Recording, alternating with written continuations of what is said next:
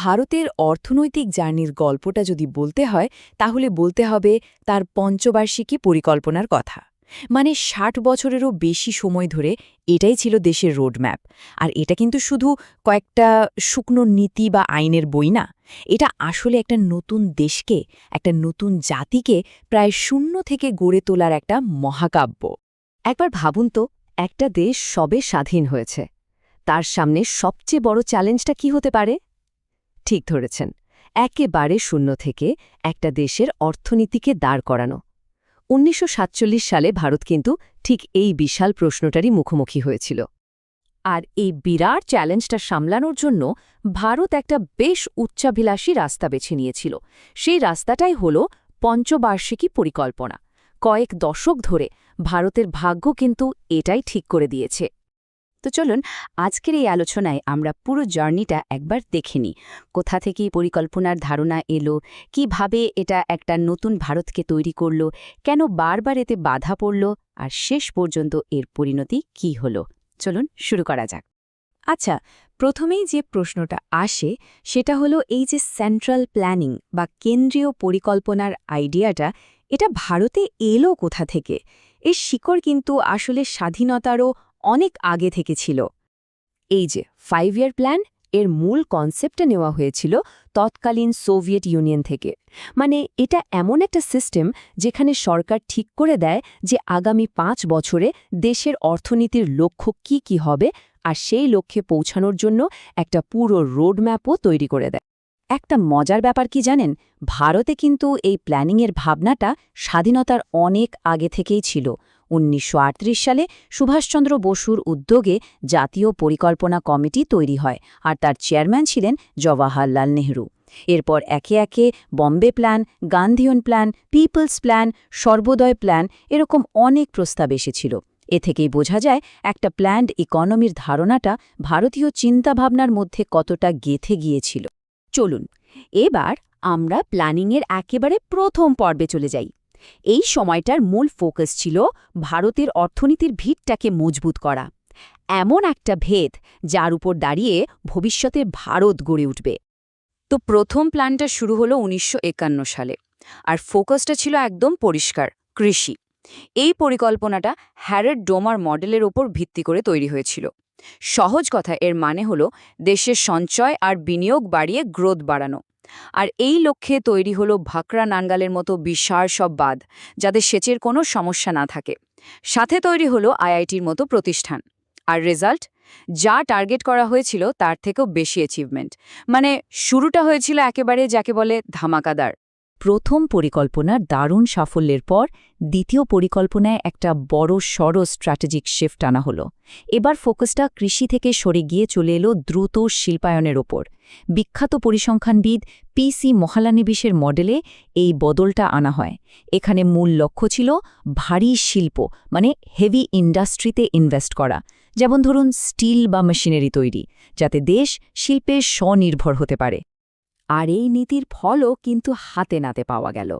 Soviet ইউনিয়নের সাহায্যে ভেলাই, ব্রিটেনের সাহায্যে দুর্গাপুর, আর জার্মানির সাহায্যে রৌরকেলায় বিশাল বিশাল স্টিল প্লান্ট তৈরি হল। এগুলোকে আধুনিক ভারতের শিল্প মন্দিরও বলা যেতে পারে। প্রথম দুটো পরিকল্পনায় দারুণ সাফল্যের পর গল্পের মোড়টা হঠাৎ করে ঘুরে গেল। এমন কিছু ধাক্কা এলো যা ভারতের প্ল্যানিংয়ের চাকাকে একেবারে থামিয়ে দিল। দেখুন, তৃতীয় পরিকল্পনার টার্গেটটা কিন্তু বেশ বড় ছিল, 5.6% গ্রোথ। কিন্তু বাস্তবে যা অর্জন করা গেল তা ছিল তার অর্ধেকেরও কম, মাত্র 2.8%।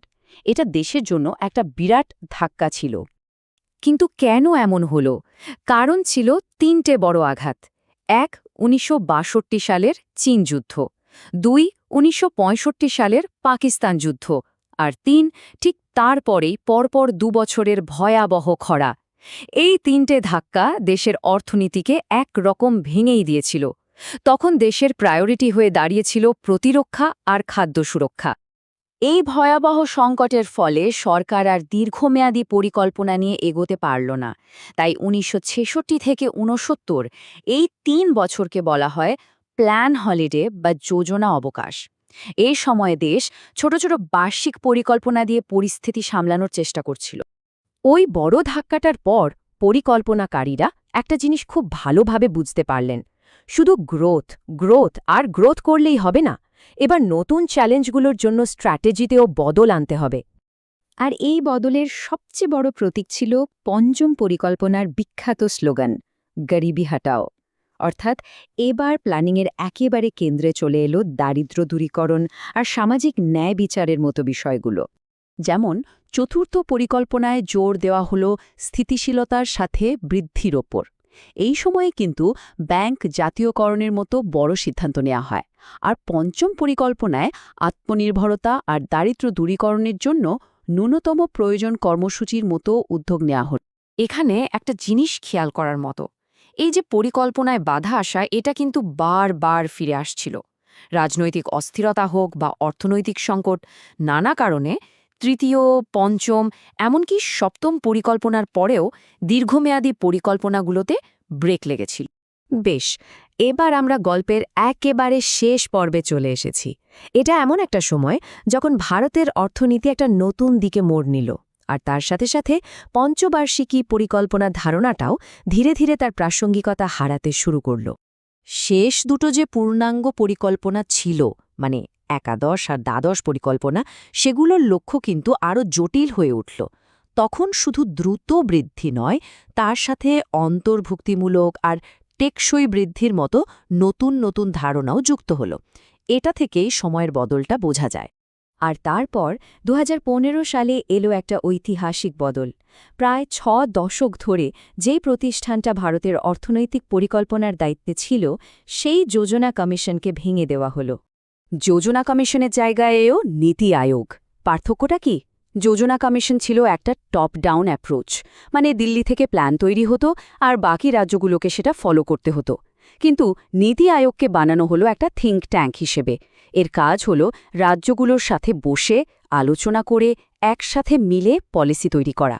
এটা কিন্তু শুধু নাম বদলানো নয়, এটা ছিল পরিকল্পনার পুরো দর্শনটাই বদলে দেওয়া। তাহলে পঞ্চবার্ষিকী পরিকল্পনার যুগ হয়তো শেষ হয়ে গেছে, কিন্তু এর উত্তরাধিকার কিন্তু রয়ে গেছে। এর তৈরি করা বাঁধ, কারখানা, আইআইটি আর সবচেয়ে বড় কথা, একটা প্ল্যান্ড ইকোনমির ভাবনা আজও প্রাসঙ্গিক। এখন প্রশ্নটা হলো, এই দীর্ঘযাত্রার সাফল্য আর ব্যর্থতা থেকে আমরা এমন কি শিখতে পারি যা আগামী দিনের ভারতকে পথ দেখাবে?